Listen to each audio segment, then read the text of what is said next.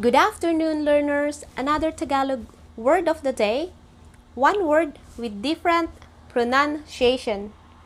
On this video, you're going to learn the difference between Pasô, Pasô, and Pasô.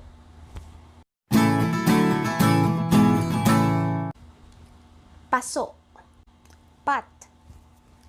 Pasong pangbahay. Pasong pangbahay.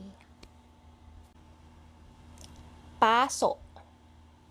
It's already healed, that's why it's not that visible, but this is an example of pasô.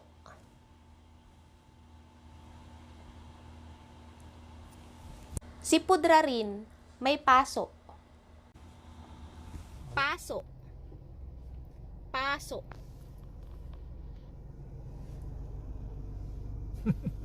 Now, what about pasô? Pasô. Pasô na ba ang lisensya mo? Pasô means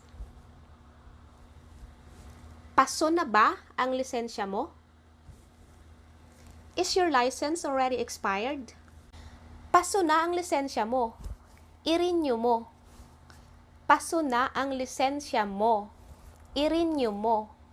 Be careful with that hot water. Baka mapasok ka. Baka mapasok ka. Napaso ako. Napaso ako. Pasô. Pasô. Pasô.